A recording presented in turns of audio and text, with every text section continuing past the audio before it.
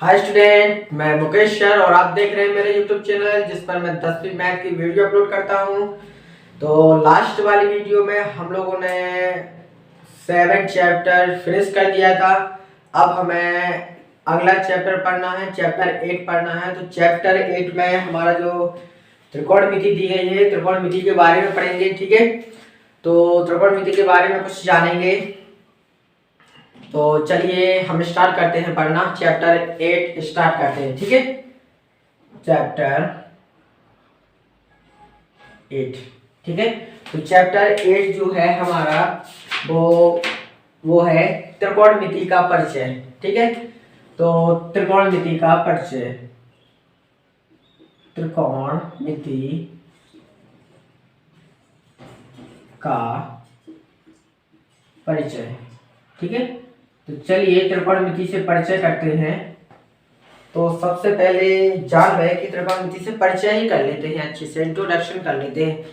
जब तक क्योंकि इंट्रोडक्शन नहीं करेंगे तब तक ठीक से बनेगा ही नहीं। ठीक है, तो चलिए पहले नंबर इंट्रोडक्शन करते हैं। ठीक है, तो जो त्रिकोणमिति है इसमें हमें 6 सदस्यों के बारे में पढ़ना है। ठीक है, आगे समझ में 6 सदस्यों के बारे में पढ़ना है। ये किस किस टाइप के होते हैं, क्या क्या होता है। ठीक है, तो उसी के बारे में हमें पढ़ना, 6 सदस्यों के बारे में। और यही चलता रहता, 6 सदस्यों के बारे में ही उसमें चलता रहता। और त्रिकोणमिति का बहुत बड़ा मतलब विराट रूप बन जाता है ऐसे, जिससे सदस्य क्या करते हैं, बहुत बड़ा विराट रूप बना लेते हो। बहुत ज्यादा 11वीं में बहुत ज्यादा है, 12वीं में फिर और ज्यादा है। 12वीं में त्रिकोणमिति का ये इनवर्स त्रिकोण ट्रिग्नोमेट्रिक फंक्शन है और ये चैप्टर ये पूरा। और इसके बाद जो अवकलन भी है, समाकलन, डिफरेंशिएशन, ये इंटीग्रेशन में भी ये त्रिकोणमिति बहुत काम आने वाली है। तो चलिए ध्यान से पढ़ लेते हैं पहले 6 सदस्यों के बारे में। चलिए, तो ये 6 सदस्य जो हैं वो क्या है।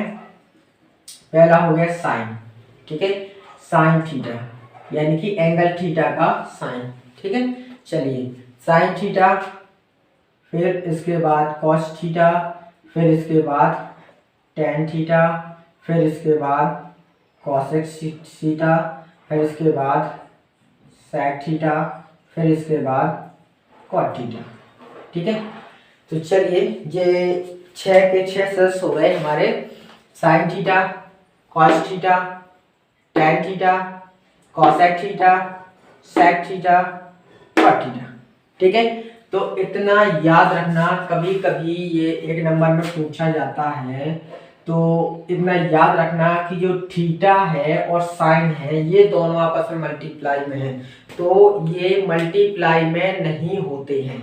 आगे समझ में, ये दोनों मल्टीप्लाई में नहीं होते हैं, ये इसका ही भाग होता है, ये थीटा ही का ही है, समझ लो। ठीक है, एंगल थीटा का साइन, एंगल थीटा का साइन बोलेंगे इसको एंगल थीटा का कॉस, एंगल थीटा का टेन, एंगल थीटा का एंगल मतलब कॉट। ठीक है, एंगल थीटा का कॉसेक, एंगल थीटा का सेक, एंगल थीटा का कॉट। ठीक है, तो चलिए हम लोग आगे देखते हैं। तो यहाँ जो आगे देखेंगे उसमें आप लोग देखेंगे कि जो इसकी जो पूरा रूप होता है, ठीक है, मतलब पूरा फुल फॉर्म जो होता है, तो साइन थीटा का जो फुल फॉर्म होता है वो साइन थीटा का फुल फॉर्म क्या होता है, साइन। ठीक है, साइन का फुल फॉर्म ये होता है, ये इसका फुल फॉर्म है। ठीक है, कॉस का फुल फॉर्म कोसाइन। ठीक है, इसका होता है कोसाइन। ठीक है, टेन का क्या होता, टेंजेंट। ठीक है, क्या होता, टेंजेंट। ओके, तो आप लोगों को देखते जाना है क्या होता है टेंजेंट, टेन का यहाँ ये है, चलिए टेंजेंट। ठीक है, कॉस का क्या होता, कॉसकेंट। ठीक है, इसका क्या होता, कॉसकेंट। ठीक है, कॉसकेंट, यहां पर ए है कॉसकेंट। ठीक है, सेक का क्या होता, सेकेंड, सेकेंड। ठीक है, और कॉट का क्या होता, कोटेंजेंट। ठीक है, ये सभी होते हैं इसके फुल फॉर्म। आगे समझ में, चलिए साइन का होता साइन, कॉस का होता कोसाइन, tan का टेंजेंट, ठीक है, और कॉसेक का कॉसकैट, ठीक है, सेक का सेकेंट एंड ये कॉट का कोटेंजेंट, ठीक है, इस टाइप से होते। आ गया समझ में? तो इसके जो फुल फॉर्म पूछे जाते हैं परीक्षा में, एक नंबर में कभी क्वेश्चन आ जाता है कि ऐसा क्वेश्चन आ जाता है कि बोले टेंजेंट का फुल फॉर्म ये है, या मतलब कि टेंजेंट का ये जो शॉर्ट फॉर्म है वो ये है, ठीक है। तो इस टाइप से पूछ लिया जाता है, कभी ये सत्य में, ट्रू फॉल्स में पूछ लिया जाता है। तो इतना आप लोगों को याद रखना है कि किसके क्या होते हैं, ये बहुत इम्पोर्टेंट है, पूरा पढ़ना चाहिए, ठीक है। तो चलिए अभी हमें क्या करना है, जो है त्रिकोणमिति है, अभी पहले हम इसको पढ़ेंगे किसी ट्रायंगल में, मतलब किसी नहीं समकोण त्रिभुज में पढ़ेंगे, ठीक है। आगे समझ में किस में पढ़ना है, पहले नंबर समकोण त्रिभुज में, ठीक है। तो समकोण त्रिभुज में पढ़ेंगे। तो समकोण त्रिभुज तो आप लोग जानते ही होंगे, जिसका एक कोण 90 डिग्री होता है, ठीक है। तो एक कोण 90 डिग्री होता है, यानी कि ये कोई एंगल है ये वाला, तो ये 90 डिग्री है, ठीक है। तो 90 अंश के सामने वाली भुजा होती है कर्ण, 90 डिग्री के सामने वाली भुजा क्या होती है, कर्ण। ये परफेक्ट है, ये कर्ण ही रहती है, ठीक है। तो चलिए इनके बारे में पढ़ते हैं, इनके जो सूत्र होते हैं वो पढ़ते हैं कि क्या होते हैं। हम जो त्रिभुज में प्रयुक्त करेंगे, जो एंगल थीटा का जो साइन है, अब एंगल थीटा कौन सा है उस हिसाब से लेंगे। चलिए, तो जो एंगल थीटा होता है, कोई भी जैसे एंगल ले रहे हैं हम, कि ये वाला एंगल ले सकते थीटा, ठीक है, इसको ABC यदि नाम दे दें, ये वाला एंगल ले सकते हैं हम, ठीक है, ये वाला ले सकते हैं और ये वाला ले सकते हैं, ये वाला नहीं लेना है, ठीक है, ये पूरा 90 डिग्री है, इसको नहीं लेना है, ठीक है। तो ये वाला ले सकते हैं और ये वाला ले सकते हैं, ठीक है। तो या ए वाला एंगल या सी वाला एंगल, ओके। तो चलिए आप लोगों के साइड नोट हो गए होंगे, तो आगे चलते हैं।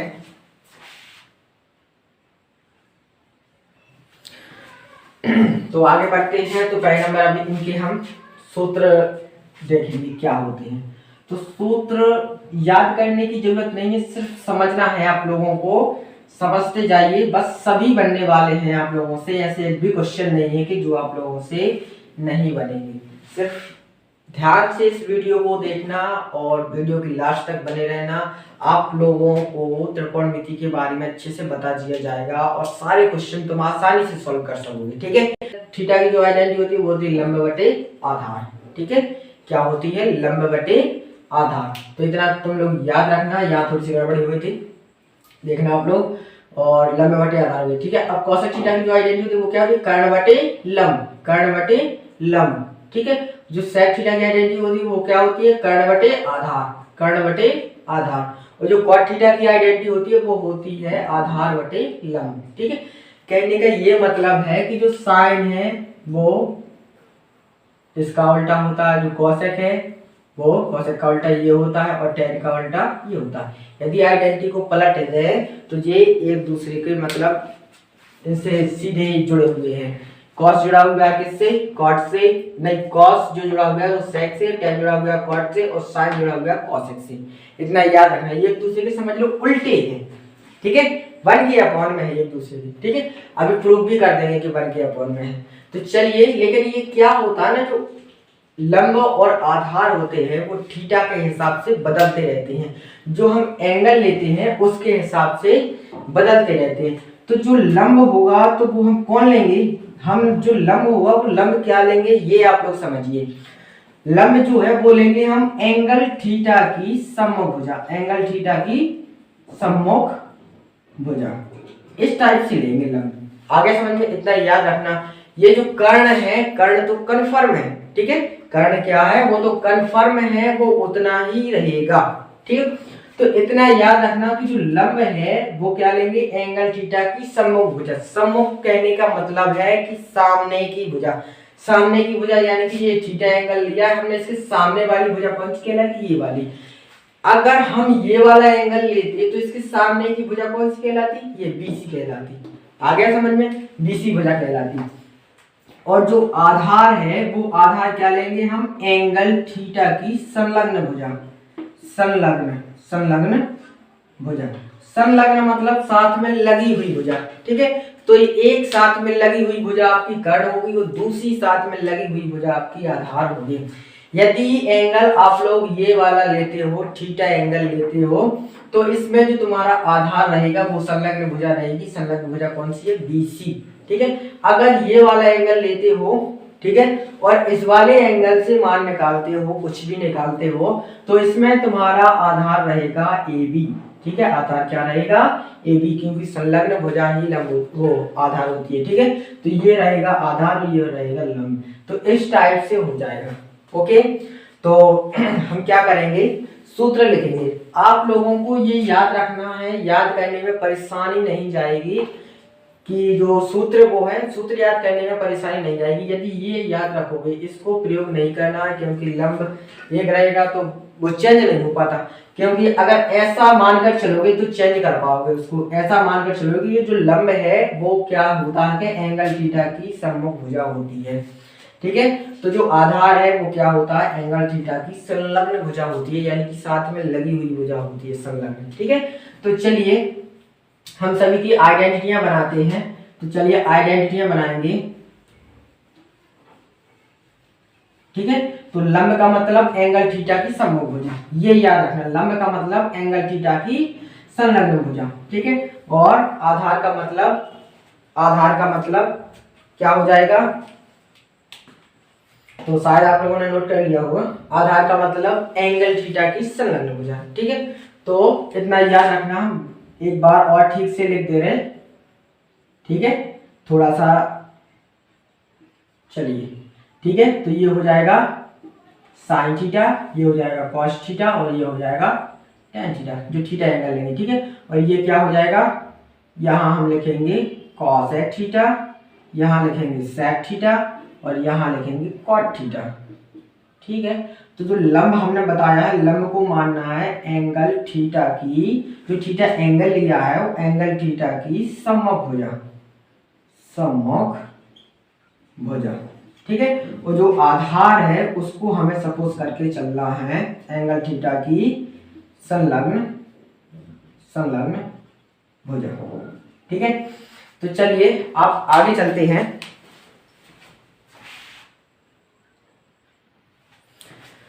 तो आइडेंटिटी बनाते हैं। तो आप लोग क्या करेंगे? आप लोगों को क्या करना, थोड़ा सा इसको साइड में लिख लेना है। हम लाल बटे कका साइड में लिख लेंगे। ठीक है, साइड में लिख लेंगे, थोड़ा सा यहाँ पर आइडेंटिटी लिखेंगे। तो यहाँ sine theta, cos theta, tan theta, cosec theta, sec theta और फिर इसके बाद कॉट थीटा। चलिए करते हैं। तो पहले नंबर हम साइन थीटा की आइडेंटिटी लिखेंगे, साइन थीटा। चलिए, अब हमने एंगल कौन सा लिया है? ये वाला लिया है एंगल। ठीक है, थीटा एंगल हमने ये लिया है। ऐसा भी हो सकता है, बोले साइन ए मतलब ये वाला एंगल लिया है। ठीक है, तो थीटा एंगल लेकर चल रहे, तो थीटा एंगल हमने ये वाला लिया है। तो साइन थीटा इक्वल क्या होता है? लंब बटे कर्ण, लंब बटे कर्ण, यानी कि लंब क्या है हमारा? एंगल थीटा की वो लंब क्या कहलाता है हमारा? एंगल थीटा की सम्मुख भुजा। क्या कहलाती है? सम्मुख भुजा कहलाती है। ठीक है, वो अपॉन कर्ण, कर्ण तो वो पक्का ही कन्फर्म रहता है कर्ण। ठीक है, तो चलिए ये कर्ण हो गया। अगर इस डायग्राम में देखें तो जो हमारा वो बनेगा वो एंगल थीटा की सम्मुख भुजा क्या है? एंगल थीटा, ये एंगल थीटा, इसकी सम्मुख भुजा सामने की भुजा कौन सी है? AB। ठीक है, AB। ठीक है, और कर्ण क्या है? AC। तो AB अपॉन AC हो जाएगा। ठीक है, तो चलिए नेक्स्ट करते हैं। ये पहला हो गया। दूसरा करते हैं कॉसेक थीटा। ठीक है, तो घबराना नहीं है, कॉसेक थीटा इसका उल्टा होता है। उल्टा कहने का मतलब है ये अंशवाहर साइन के चेंज हो जाते हैं, मतलब अंशवाहर आपस में परिवर्तित हो जाते हैं। बस ऊपर कर्ण पहुंच जाएगा, नीचे क्या हो जाएगा? एंगल थीटा की सम्मुख भुजा। चाहे यहाँ पर देख लो कर्ण बटे लंब, पहले कर्ण और फिर अपॉन में लंब रहेगा। ठीक है, तो यहाँ क्या रहेगा? कर्ण बटे लंब। तो कर्ण क्या है? पहले कर्ण लिख देंगे। ओके, और लंब को क्या बोलते हैं? लंब को ये बोलते हैं, ये लिखेंगे एंगल थीटा की सम्मुख भुजा, सम्मुख भुजा। चलिए आगे चलते हैं। तो कर्ण क्या है हमारा, कर्ण है हमारा AC। ठीक है, तो एंगल थीटा की सममुख भुजा क्या है, एंगल थीटा के सामने की भुजा ये है AB। सममुख भुजा मतलब सामने की भुजा, तो ये हो जाएगा हमारा कोसेक का। कोसेक उल्टा होता है साइन का, जस्ट उल्टा होता है, समझ लो 1/, होता है। या ऐसा भी कह सकते हैं कि जो साइन होता है, या साइन या कोसेक, जो कोसेक होता है वो साइन का व्युत्क्रम होता है। ठीक है, कोसेक होता है वो साइन का व्युत्क्रम होता है, जो साइन होता है वो कोसेक का व्युत्क्रम होता है। ठीक है, व्युत्क्रम कहने का मतलब है 1/, में होता है 1/। ठीक है, आगे समझ में, या ऐसा लिख सकते हैं, या साइन जो होता है, जो साइन थीटा होता है वो कोसेक का व्युत्क्रम होता है। आगे समझ में, तो कोसेक का हमने व्युत्क्रम कर दिया, तो ये साइन बन गया, समझ लो। इस टाइप से होते हैं ये सभी। तो चलिए हम इसके बारे में पढ़ते जाएंगे। अब आगे हम निकालते हैं कॉस थीटा की, कॉस थीटा। तो कॉस थीटा इक्वल टू क्या हो जाएगा, कॉस थीटा इक्वल टू हो जाएगा आधार बटे कर्ण, आधार बटे कर्ण। आधार क्या है हमारा, आधार एंगल थीटा की संलग्न भुजा। क्या होता, एंगल थीटा की संलग्न भुजा। तो यहां लिखेंगे एंगल थीटा की संलग्न भुजा, संलग्न भुजा अपॉन, अपॉन में क्या है कर्ण। ठीक है, तो यहां लिखेंगे कर्ण।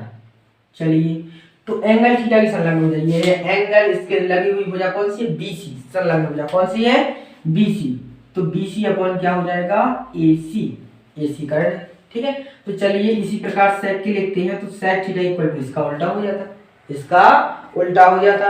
कॉस थीटा का व्युत्क्रम सेक थीटा होता है, और सेक थीटा का व्युत्क्रम कॉस थीटा होता है। तो चलिए यहां देखेंगे, तो यहां आप लोग देखिए कि जो सेक थीटा है, तो सेक थीटा इक्वल टू क्या लिखेंगे, कर्ण को ऊपर पहुंचा देंगे, या अनुस्वार को आपस में परिवर्तित कर दो, चाहे क्या होता, कर्ण बटे आधार। तो कर्ण हो गया बटे में आधार, आधार यानी कि एंगल थीटा की संलग्न भुजा, संलग्न भुजा। ठीक है, तो चलिए कर्ण कितना है, AC है, और जो संलग्न भुजा है एंगल थीटा की संलग्न भुजा वो कितनी है, BC है। ठीक है, तो हमारे ये 4 कंप्लीट हो गए। अब इसके बाद करते हैं tan थीटा। तो चलिए tan थीटा, तो tan का क्या होता है, लंब बटे आधार। क्या होता है, लंब बटे आधार। ठीक है, तो सीधा सीधा है, लंब क्या होता है, एंगल थीटा की सम्मुख भुजा, एंगल थीटा की सम्मुख भुजा, सम्मुख भुजा अपॉन एंगल थीटा की संलग्न भुजा। आधार जो होती है संलग्न भुजा होती है, संलग्न भुजा। चलिए, तो एंगल थीटा की सम्मुख भुजा क्या है, एंगल थीटा की सम्मुख भुजा यानी कि सामने वाली भुजा ये AB। ठीक है, और संलग्न भुजा कौन सी है, BC। ठीक है, कौन सी भुजा है, BC। तो चलिए हम इसी प्रकार कॉट की ओर बनाएंगे।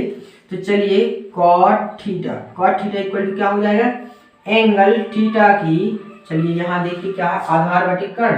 तो ये संलग्न भुजा वही आधार, और कर्ण हो गया सम्मुख भुजा, तो आधार बटे लंब, यानी कि क्या हो गया, ये आधार जो है, आधार हो गया हमारे संलग्न भुजा, और लंब हो गया क्या, सम्मुख भुजा। ठीक है, तो एंगल थीटा की सम्मुख भुजा, एंगल थीटा की संलग्न भुजा, संलग्न भुजा अपॉन एंगल थीटा की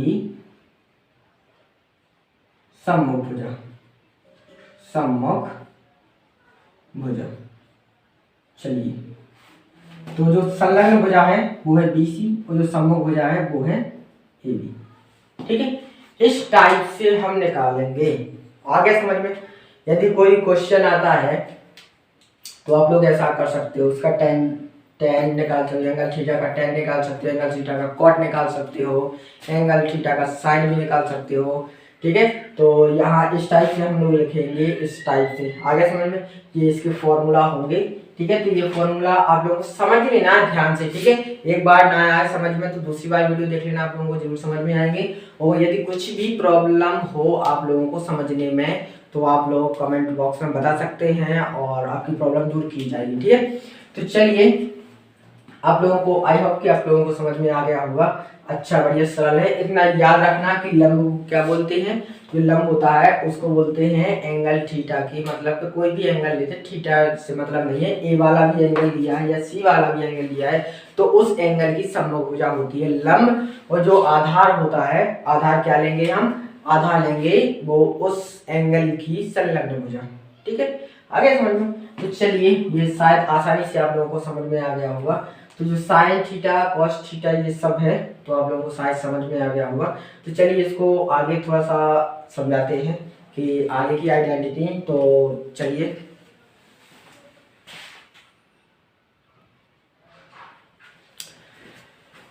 हम आपको आगे समझाते हैं थोड़ा सा। तो यहाँ ध्यान दीजिए आप लोग,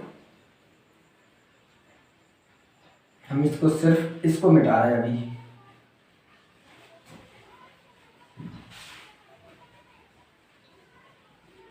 आगे आइडेंटिटी बताने वाले हैं हम लोग।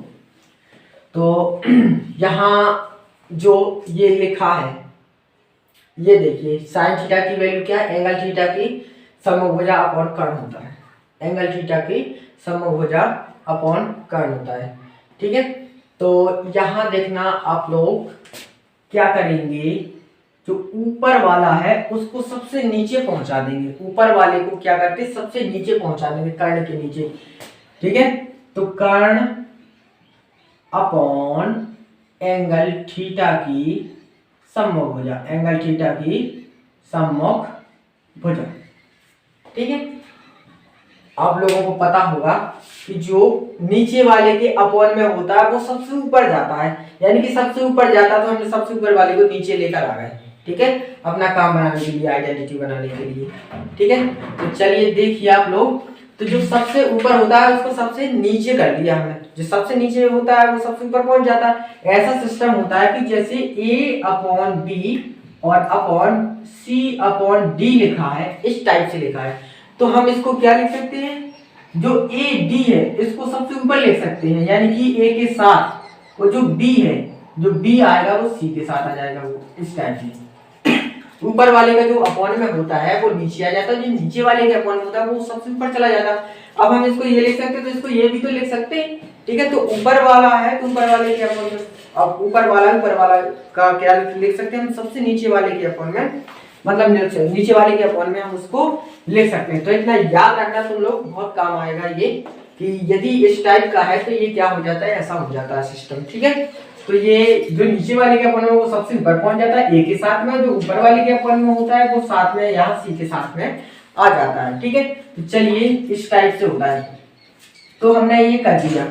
अब आप लोग देखिए 1 अपॉन ये किसकी है, ये किसकी है, ये इसकी है, बोले ये हमारा है, बोले ये हमारा है, किसका, कॉसेक थीटा का है। तो क्या हो जाएगा 1 अपॉन कॉसेक थीटा। आगे समझ में, ये बोले ये हमारा है, किसका है, कॉसेक थीटा का है। तो यानी कि साइन थीटा की आइडेंटिटी क्या होती है, 1 अपॉन कॉसेक, यानी कि कॉसेक का व्युत्क्रम जो है वो क्या होता है, साइन थीटा होता है। आगे समझ में, कॉसेक का व्युत्क्रम क्या होता है, साइन थीटा होता है। ठीक है, चलिए आगे चलते हैं और भी आइडेंटिटीज बनाते हैं। तो यहाँ पर देखिए आप लोग कॉस थीटा का बनाते हैं, अभी देखो आप लोगों को बनाकर दिखाते हैं। तो यहाँ 1 अपॉन ये ऊपर वाले के अपॉन में सबसे नीचे पहुंचाएंगे, उसको सबसे नीचे पहुंचाएंगे तो एंगल थीटा की, ये तो अपना पहले से एंगल थीटा की सम्मुख भुजा, एंगल थीटा की सम्मुख भुजा। ठीक है, अपॉन कर्ण, एंगल थीटा की सम्मुख भुजा अपॉन कर्ण। अब बोले ये किसकी आइडेंटिटी है, बोले ये किसकी आइडेंटिटी है, ये बोल पड़े, बोले साइन थीटा की है ये। ठीक है, किसकी है, साइन थीटा की। ये देखिए आप लोग, एंगल थीटा की सम्मुख भुजा अपॉन कर्ण, एंगल थीटा की सम्मुख भुजा अपॉन कर्ण किसकी है, साइन थीटा की है। तो ये क्या हो जाएगा, बन जाएगा हमारा 1 अपॉन साइन थीटा। ओके, इसी प्रकार हम लोग इसको भी बना सकते हैं। ठीक है, ये इसका होता है, ये इसका होता है, तो इसको हम क्या बना सकते हैं, 1 अपॉन सेक थीटा। आप लोग बना लेना, सबसे ऊपर वाले को सबसे नीचे पहुंचाते जाना, बस आपका काम होता जाएगा। ठीक है, तो चलिए आगे देखते हैं। तो जो सेक होगा वो सेक का क्या होगा, 1 अपॉन कॉस थीटा। ओके, आगे समझ में, जो tan होगा वो tan का क्या निकलेगा, 1 अपॉन कॉट थीटा। तो आप लोग बनाते जाइए और लिखते जाइए, और जो कॉट थीटा होगा वो होगा 1 upon tan theta. I hope कि आपको समझ में आ गया होगा। ठीक है, यानी कि कॉट थीटा की आइडेंटिटी 1 अपॉन tan। ठीक है, और tan थीटा की आइडेंटिटी 1 cot, ठीक है। और sec थीटा की आइडेंटिटी ये होती, और cos थीटा की 1 sec, ठीक है। और cosec थीटा की 1 sin, और sin थीटा, और sin थीटा की आइडेंटिटी क्या होती, 1 cosec थीटा होती है, ठीक है। तो चलिए हम लोग आगे बढ़ते हैं, आगे चलते हैं।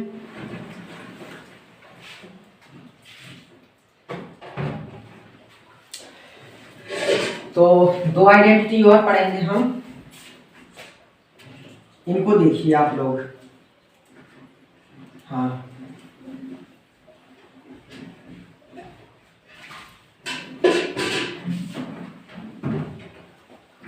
चलिए यहाँ देखिए, एंगल थीटा की समभुजा अपॉन एंगल थीटा की समभुजा। हम क्या करेंगे, ऊपर वाले के अपॉन में कर्ण कर देंगे, नीचे वाले के अपॉन में कर्ण कर देंगे, ठीक है। तो क्या हो जाएगा, एंगल थीटा की सम्मुख भुजा अपॉन कर्ण, ठीक है। और अपॉन में क्या करेंगे, एंगल थीटा की संलग्न भुजा अपॉन इसमें भी कर्ण कर देंगे।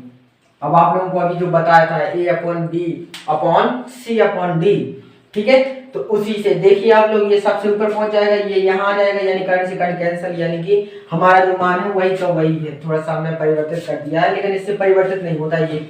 आगे समझ में, इसको फर्क नहीं पड़ता, कोई नहीं बोले हमें फर्क नहीं पड़ता है, कर लो आप लोग जैसा कर लो। तो हमने क्या किया, ऊपर वाले के अपॉन में भी किया, नीचे वाले के अपॉन में भी किया।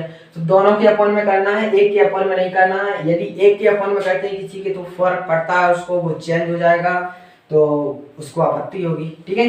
तो चलिए, एंगल थीटा की समभुजा, तो एंगल थीटा की समभुजा क्या है, नहीं, ये सीधी आइडेंटिटी बन गई, एंगल थीटा की समभुजा अपॉन कर्ण। किसकी आइडेंटिटी होती है, ये आइडेंटिटी होती है साइन थीटा की। किसकी होती है, साइन थीटा, समझ लो, ठीक है, साइन की होती है। ये किसकी आइडेंटिटी है, ये होती है कॉस की। ये किसकी होती है, कॉस की, तो ये कॉस थीटा हो जाएगा, ठीक है। इसी प्रकार इसको भी बनाते हैं, तो यहां लिखेंगे एंगल थीटा की संलग्न भुजा अपॉन कर्ण, ठीक है। और नीचे जो है लिखा है एंगल थीटा की सम्मुख भुजा अपॉन कर्ण इक्वल टू, अब क्या हो जाएगा देखिए आप लोग। तो ये एंगल थीटा की सम्मुख भुजा अपॉन कर्ण किसकी होती है, कॉस थीटा की। किसकी होती है, कॉस थीटा, संलग्न भुजा अपॉन कर्ण, ठीक है। और ये किसकी होती है, एंगल थीटा की सम्मुख भुजा अपॉन कर्ण, ये होती है साइन थीटा की, ठीक है। तो हम इसको क्या लिख सकते हैं, टेन थीटा को लिख सकते हैं sine theta upon cos theta, और कोट थीटा को क्या लिख सकते हैं हम, cos theta upon sine theta. इतना आप लोगों को याद रखना है, ये एक आइडेंटिटी है।